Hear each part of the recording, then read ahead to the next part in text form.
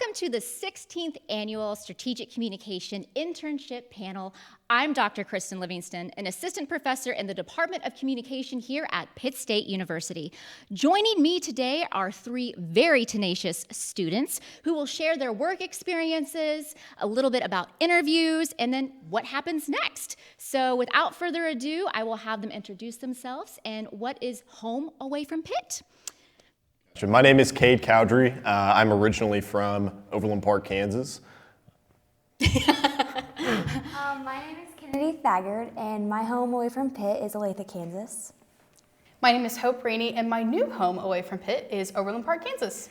Thank you all for joining us today. I'm so excited for you to share the internship or the work experience process, and then a little bit about, what's going on next, because all of you are at different points in your lives, in your academic endeavors, and so it'll be really great to hear, what's next. So let's start off with, how did you go about obtaining the job? Where did you find an advertisement for it? I'll start with you, Kate, if you want to just share, where do you go? Yeah, gotcha. So I actually took advantage of Pitt State's, it was the career fair in the spring, so I believe it was late February, if I'm remembering correctly, on the timeline, but that was when I originally went to the career fair. I'd met up with, several different companies, interviewed with several different companies, but I found Jake's Fireworks, and I thought it was a pretty cool brand, pretty cool story.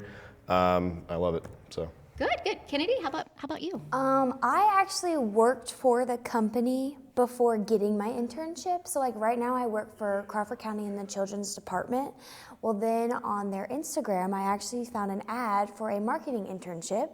So I was like, oh, hey, let me just reach out to them through already working through the company. So. Oh, wow. Good for you. Hope? So I am at T-Mobile. I just finished my second internship with them. So last year I found the position on LinkedIn, just kind of scrolling through jobs one day, and I know I wanted to be in Kansas City, so I was looking in that area. And then coming back this year, we have an intern website through T-Mobile. So I was able to hop on there, kind of see what was available, and apply that way. Excellent. Let's talk about the interview. I know it's hard enough getting a job. That's the scariest thing. Is where do I go to look? And a lot of times you say LinkedIn, Indeed, even Instagram, all those advertisements. But once you get in the door, can you talk through what the interview process looked like at T-Mobile for us? Absolutely. So both of my internships were a little bit different. My first one was over kind of an events recognition, and so that was a 3-stage interview process. So that one was kind of some virtual ones and then in person, which was really exciting. So got to kind of meet some people there. And then coming back the second one, I had 4 interviews, so a little bit more, but I really got to showcase my portfolio. So I'm a graduate student, and so I already have my undergraduate degree from here in Pitt State and StratCom, and so they've trained us well in the portfolio world, and getting just kind of show off the awesome work I got to learn, all the skills, and that really helped me out in my interview for sure. Excellent. How about you, Kennedy? Was it the same old interview process, a little bit different? Since I had already worked in the company, right, I connected with our head person of advertising. So I actually called him and I was like, hey, I saw this. I already work in the children's department. I would love to set up an interview. So the first job I interviewed for was actually not the internship that I have now. Oh. So I interviewed through one, didn't get it. They ended up going with somebody else. But then I get a call. I think it was actually after one of your classes. I was getting a phone call from David. I was like, oh no, what did I do? I'm gonna lose my job, whatever. But then he called me and I answered and he was like, hey, we loved what you had to say. We love what you, your intentions are. So we wanna create an actual job title for you. So then they created the job and then I was able to fill that position. Oh, that's really unique. So networking helped you. Mm-hmm. That's I think a key to a lot of things is, half the battle is just knowing somebody in the corporation or in the business. How about for you, Cade? So that was actually what kind of happened for me is one of my fraternity brothers actually had a relative that works at Jake's Fireworks and kind of made that connection for me, kind of went to bat for me in my salesman. So that was pretty cool to see. Good. Let's talk a little bit about what your job title is and what the day-to-day is of what you do. So Cade, we'll start with you. Do you have an official job title? And then take us through a day in the life of Cade on the job. So it can really vary from day to day. My job title is a sales and supply chain intern. And so how I kind of got that foot in the door was my sales experience, working for various companies.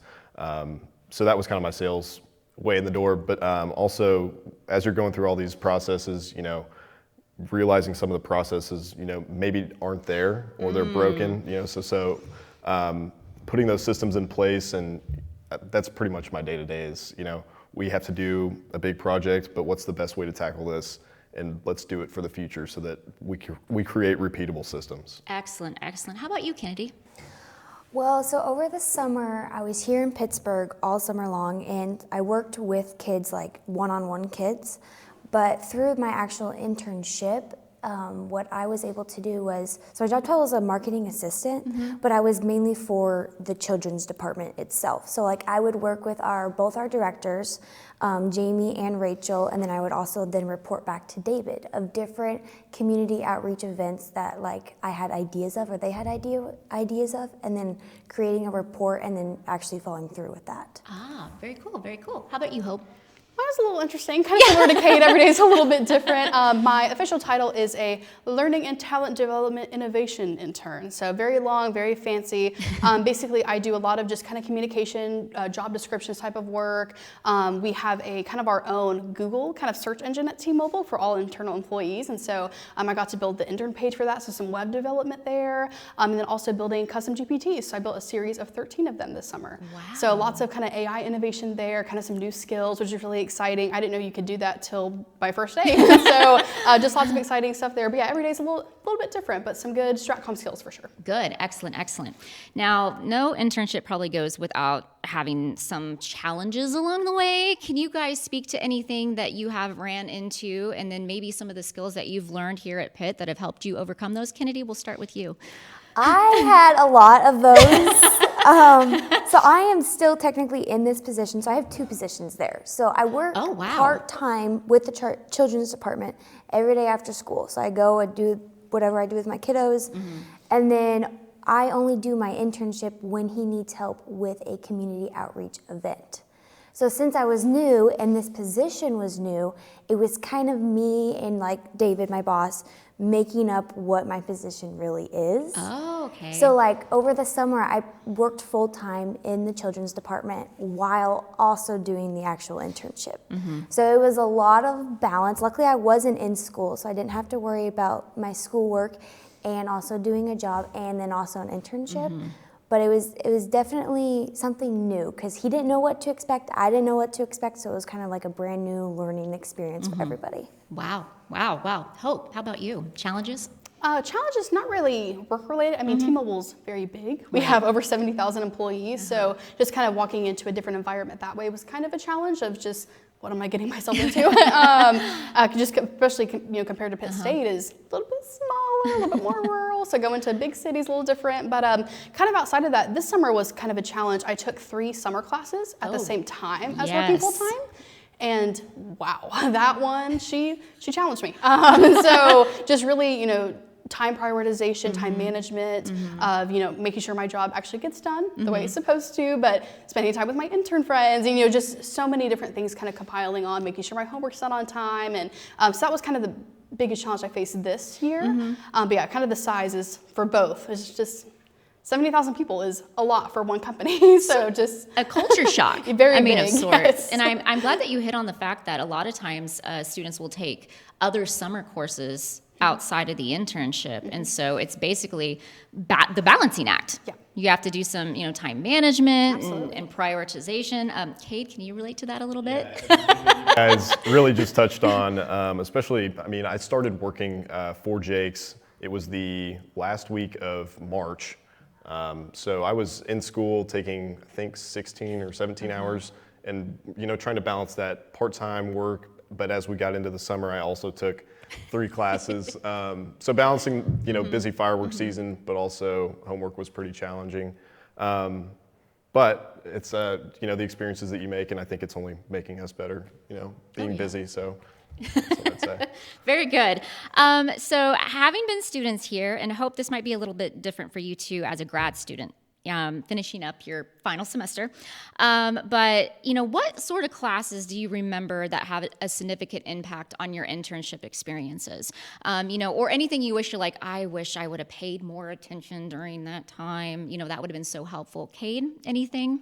So I actually look back at the time that I spent in the business department and think that I probably could have, spent a little bit more time studying and paying attention to Excel work. Excel is it's, everybody uses it, and if you can't get with the program, then you're not going to move forward. So understanding Excel was kind of a baseline for me in the beginning, but I'd call myself a wizard at this point. So look at you. There we go. Look at you. Are there any comm classes that you think were helpful? Specific class, I would say strategic communication. So we're working right now. Next week we're traveling to Rogers, Arkansas for the National Fireworks Convention. So me and several other people have kind of been spearheading the booth and the design for that. So strategic communications, I would say, building your brand and what do you want your brand to show. And I think with 250 years coming up next summer, I think it's going to be it's very great to have those skills to be able to do that. Good. Kennedy? Mine would probably have to be media, copy, and writing. Oh, yes. Because I wasn't working technically in the office with David himself, I had to use those writing skills to type up those reports and things that I wanted to do with the children's department, like those community outreach programs, like how exactly will they work, how exactly can you execute this event. So definitely those writing skills. Very good. Hope? Probably, especially in the undergrad side with StratComm, strategic planning, hands down. Gotcha. In my role this summer, we actually did a lot of qualitative research. So research procedures kind of really shine through there that. You go. And I kind of knew what I was doing on the corporate level, and just had some really great experience there. And then kind of, in the grad classes, I took a seminar in mass media. And we had to write, this report, and I did mine on qualitative content analysis. And so kind of getting to bring in the academic to the corporate was like, so this is how this works. And so, getting to work with people and do focus groups and surveys and interviews, I knew how to do that. So my team trusted me to, take those opportunities on. And just lots of application there. But strategic planning was a good one, definitely on the research side, but also just the client relations side, working with third parties. And, T-Mobile is so big, but we call in a lot of different folks to help us out with different programs and platforms. And so kind of having that experience there too was really beneficial. Excellent. Having expectations going into these internships, was there anything that threw you for a loop about a day in the life or anything now that you're like, I don't know if I want to do that for the rest of my life, and it might not be something that has anything to do with the job itself, but maybe just growing as a person, growing with your skill sets. I'll pick on you, Kennedy, with this one. I know you have, 2 years left in school? Maybe? Yes, hopefully, cross my fingers. If not, I don't want any more, but I'm done after 2. It's fine. But anything that you're like, I don't know if I want to do that in the future, or you know what, I really like this instead. I'm a planner. I'm a very type A person. I have everything done. Everything's done by the book. Yeah. That's always how I've been. And so planning events especially in the children's department, because working through Crawford County and seeing these kiddos and seeing the things that they have to go through, I absolutely love this job because I love the community outreach. I believe that whatever is going on around you really impacts you as a person. And so having the opportunity to plan those events was amazing. So awesome. That's exactly what I want to do. There you go. That's so awesome. How about you, Cade? For expectations, I think I didn't have a whole lot going in. I knew it was a sales internship, but I kind of just figured it would be, I'd be cold calling, I'd be doing the stereotypical, customer relationship management, that sort of thing. But we did that, and then we did, everything else, which, the experience that I got, I didn't have any idea what I was getting into, but definitely more than I could have ever thought I was going to get out of this internship for sure. Gotcha. Hope? I'll kind of actually switch gears a little bit. So I actually just received my first full-time offer at T-Mobile coming out of my internship, which is super exciting. And so I'm actually on a third team, which is very fun. So 3 teams down, and it's funny, I interviewed with the VP and our leadership team, and I was over in compensation. So still in HR, kind of in my realm of things, but marketplace data and analytics, no thank you, right? And but I was like, yeah, it's a job, I'll go for it. And I get a call 2 weeks ago saying that they completely changed the position, and it is now strategic communication focused with AI innovation and process management. And I said, that's what I want to do. And so, just that was kind of my expectation going into it of, oh, I'm going to be learning a lot of new things. What is compensation? And so now kind of having a different expectation of like, all right, I can do compensation. I can do what I want to do, and which is awesome. And more on the internship side, from this summer, I walked in thinking, oh, learning development, training, right? No, it was very, very different. So from day one, I'm thrown into research and meetings and very different experience. So, but all good things, all turned out the right way. And so I'm grateful that my expectations weren't met because it worked out for the best. Good. I'm going to piggyback off of you since you have your first, this is a full-time job. You're finishing up your last semester as a grad student. You're the only one on this grant so far. We'll see if we change minds. That has gone through the grad program in the Department of Communication. How do you think that has strengthened your skill sets specifically to maybe get to this point where you have a full-time job? Absolutely, definitely the research component. Perfect. For sure. I did the Jumpstart route, which is kind of like a advanced track. So I took a couple graduate courses as an undergrad student, which really helped. So I kind of got some almost early exposure, if you will, to kind of, what is grad school and what is this master's thing? And really focusing kind of what research do I want to do? What am I interested in? What am I good at? Numbers? No, thank you. Quantitative, not a fan, but qualitative, dang it, I'll sit down and have an interview. So, just finding what you are better at, what you are passionate about, what you want to do early on. Jumpstart was a huge help for that.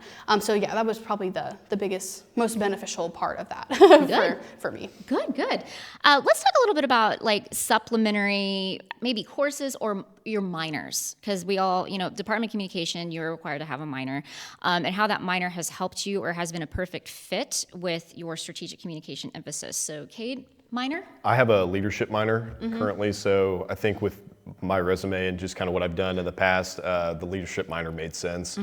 Being president of a fraternity for 2 years and then being pretty active on campus, leadership made sense. And I think the classes that I did take for leadership are definitely showing in the workforce, I think. Perfect. So. Do you see yourself being a manager, leader in the future? Hopefully one day. Hopefully one day, yeah. Very good. Kennedy? I don't even know. Your minor? So don't you have 45 of them? I have 2 minors. Okay, I'm sorry. I overshot a little bit. So I have a minor in accounting, which Okay. I'm almost done with. Thank goodness. I love Kels. I have a love-hate relationship with that building. But my other minor is actually in youth and adolescence. Working with, when I came here, I didn't like kids. They have germs. They're gross. Worked in this job, loved it. Absolutely just turned my mindset, loved it. Well, then I'd already started the accounting minor, so I was like, okay, you know what? I might as well finish it. I have 2 classes left. Right. So working in the internship, I actually used a little bit of my accounting minor because we only have so much money that we can work with. Because we are county, we get money from the government, so we only have a little bit of money to work with. So being able to balance how much money you have versus how much you're going to spend definitely helped. And then I just started my youth and adolescence, which I feel like I've done more with it because I work with kids on a daily basis. Right. So Right. Excellent. Hope? Yeah, so my minor for my undergrad was also the leadership studies. For me, I kind of take the approach of definitely the management and the leadership, of course. That's why we have it, but definitely kind of what Kate said, heavy on the student organization side. That's where I got my resume. That's where I got my experience. Just getting to try different clubs, different organizations, being an RA for 3 years, and working under our former president, being homecoming president. Just all kinds of really fun things, and getting to apply that leadership minor, so kind of combining again the academic to the application. Where can this minor shine and show? And in my internship this summer, I was able to kind of prove that to my manager. His name is Kevin, and I was able to show Kevin I can learn, I can adapt quickly, I can take on this project, I can take on this part, and he trusted me with that. And so I was able to kind of, apply that leadership and those skills to the different projects I got to work on. I think that's really cool. And as far as having that supplementary, that minor is so important, just to help aid that additional experience and those skill sets that you need. For people that are really concerned, because I know some individuals are just like, hey, I got to be strong in my academics, and this is for anybody on the panel. How important do you think it is to do those extracurriculars, to do that additional networking to help build your resume? You won't have a great college experience if you don't do it. And I think that is the fundamental truth, that you see our dropout rate, and it's the people who are not involved in school. They're not involved in any extracurriculars, but when you're a part of something, it makes you feel a part of something bigger than yourself, and being able to contribute to a group of 40 guys or whatever your organization is, I think it does give me a sense of meaning to yourself. Very good. Perfectly said. For individuals that are like a little intimidated by just the whole process, just like, oh my gosh, I'm a student, I don't even want to think about jobs right now. I'm just worried about, getting food on the table and paying bills. What would you say to those individuals that have those concerns about having enough? Like, would you have any suggestions for them of things to do, or, maybe some goals to reach that can aid them in helping their resume? I would have to say, using your resources, like we all have phones. We have it at the tips of our fingertips. Using that, and also using the resources that are on campus. The reason I got my job in the children's department is actually because of our advisor, Isaac. He had friends who used to work for the children's programs, and he was like, hey, this might be something that you're really interested in. And that's how I'm able to get through school and pay my bills and pay rent and all these things, by asking those questions when you go to those advisors that we have to go to. Excellent. I think if students are hesitant about landing an internship, landing a job, and maybe there's just not enough time on my plate to really commit to something like that. I heard this advice actually from you in media writing and copy is, if you don't want to find something, make it your own. If you say, hey, my dream job is to work in sports media, then make your own campaign.